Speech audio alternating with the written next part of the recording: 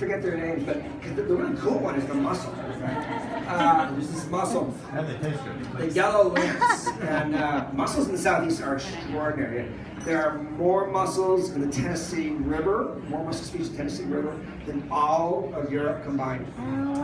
It's the epicenter of mussel diversity in the world.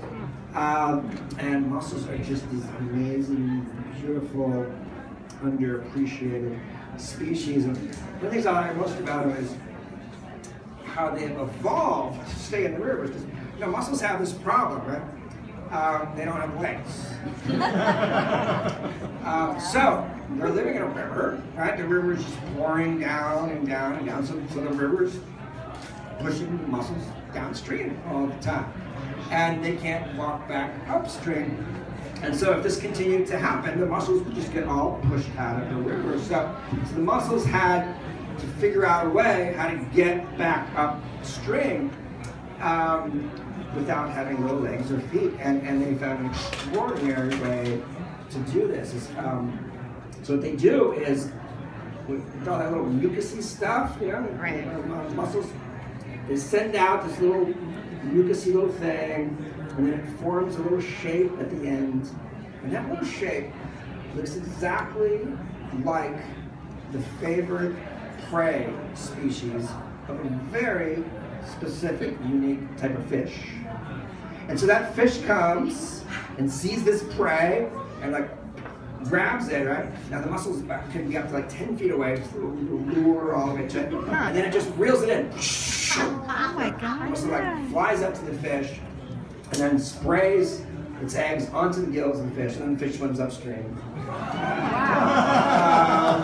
And then when it's far enough upstream, somehow magically they know it's time to fall off. Fall off, land in the exact habitat they want, and then take off from there. I mean, it's just, it's and people think they're smart. And yes, and people think humans are smart.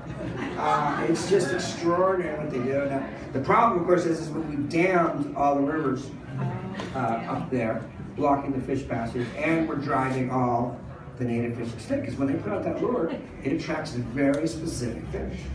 And if that fish goes extinct, there's nothing coming from that lure. Then the mussels go extinct. Also on Wednesday, we won a decision to get the Mojave shoulderband snail removed for Native Species Act protection out in the Mojave. It's threatened by a gold mine, gold queen mine, and from my point of view, the Mojave shoulderband snail is worth way more than gold. Turns out you can get gold almost anywhere if you dig deep enough. There's only one place in the entire world to get the Mojave shoulderband. And so we're going to the wall fighting for this species to stop that mine. We went after state of Utah. Yeah. You guys don't even know why we did that. I just don't went after the state of Utah because the state of Utah, by promoting coyote hunting in an area where they knew the single gray wolf, which had wandered down the Grand Canyon, was living, ended up having that wolf got shot, and the excuse being, I thought it was a coyote, and true or not, why was there coyote hunting out where the one wolf in Utah existed? And so we've been fighting the state of Utah over that. We put out a report showing that the Obama administration, without even congressional intervention of itself, and the Bernie Sanders administration to follow, has the legal authority to shut down all coal mining, all oil and gas drilling on public lands. This is what we need to do. If we go and issue new leases for oil, gas, and coal on public land that we control, that we own, we will produce an additional 450 billion tons of greenhouse gas emissions, making it impossible to meet international, even the loosest international greenhouse gas emission targets, and will send the planet into runaway global warming. And we can control that. These are our lands. And so the great hypocrisy of the Obama administration has been that on the one hand saying, stop burning, we must stop burning fossil fuels, right? And on the other hand, it's like, let's keep digging up the fossil fuels and handing it to those guys so that we can tell the guys not to burn the fossil fuels that we just gave them. It's just utterly hypocritical and dangerous. And if we're serious about stopping greenhouse gas emissions, it's not enough to just not burn it. We have to not dig it up. Yeah. Meanwhile, the campaign is keep it in the ground. Yes. That's what to do. Keep it in the ground. So we're still on Wednesday. This is boring. By the time I've done another press release, will be sent out. Right. It'll be tomorrow. We our environmental health program. When a court order setting a deadline forcing the EPA to review whether Iowa and Puerto Rico are doing enough to prevent human health from soot and smoke pollution. And in our environmental health program, which is our newest program, we're doing a lot of work to get the intersection of human health and the health of species, which are both being polluted by lead, pesticides, soot, everything else at an incredible rate. And it's a huge problem that's not spoken about nearly enough. It's one that we barely even begin to understand the synergies between all these pollutants and toxins out there. And so we started this new program to go after that. These are the folks that petitioned to list the monarch butterfly as an endangered species. They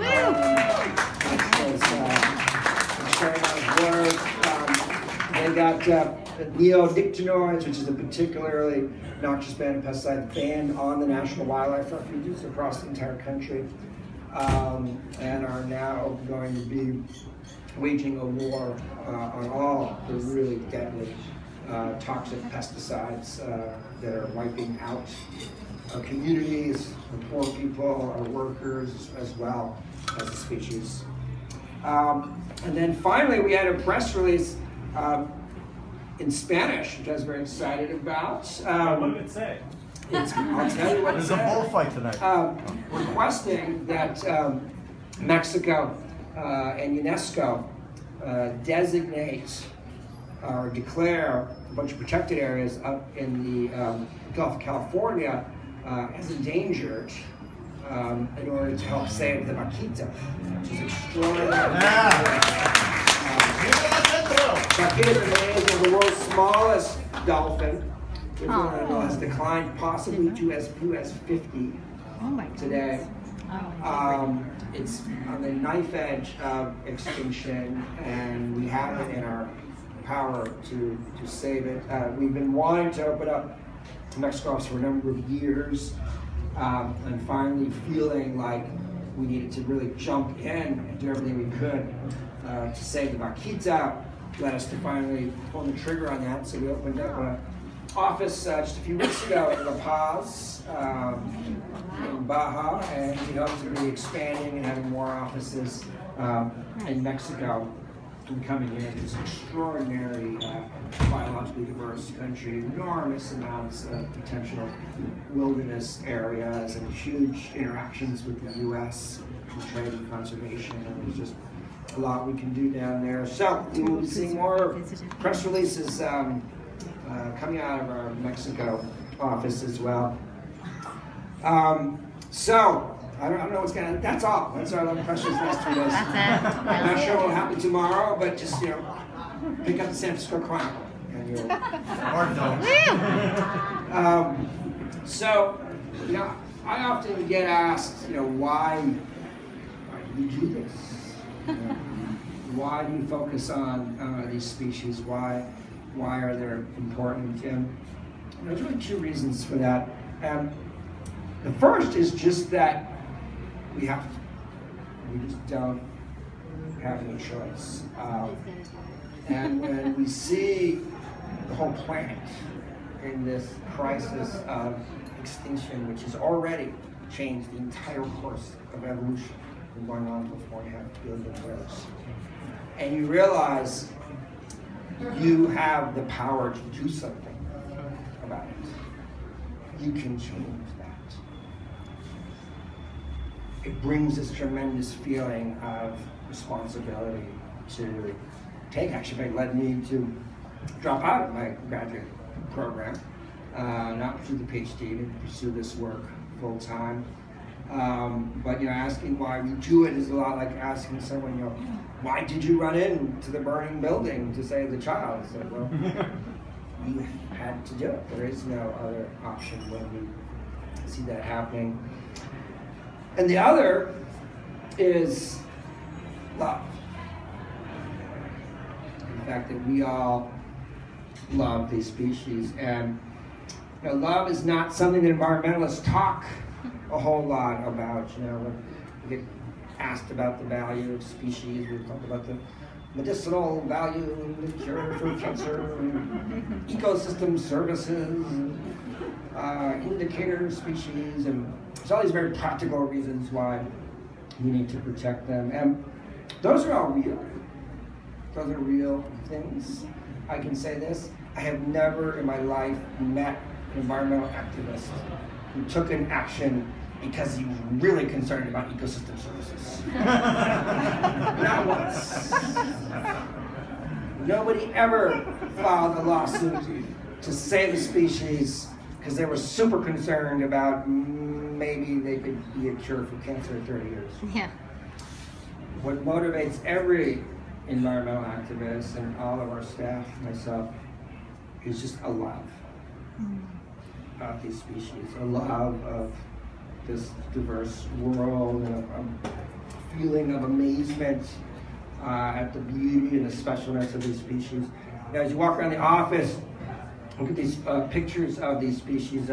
They're from a book that we just put out for our 21st anniversary called A Wild Love. Is there a copy around here? Somebody could bring me a copy. Here it is. So, there's a book we just put out for our 25th anniversary. Spent a lot of time thinking about the title and what should it be and what really sums up the center, you know.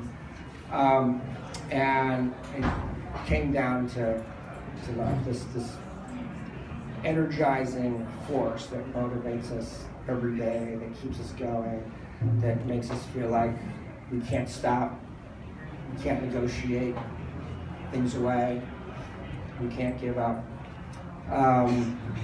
And I think environmentalists and others spoke more about love, we would be in a far better place today culturally if that became an accepted way to talk about the world. If we were true to ourselves and our real feelings, instead of sort of pulling back to these practical measures, we would be getting at the heart of the matter. And I think motivating people, because I think fundamentally, I was going to say everybody, but then I thought of Donald Trump. Virtually everybody feels that. That's the human condition, to be in love with the world. And it's up to us to connect with people and remind them of that. And that's all we need to do, I think. You don't need to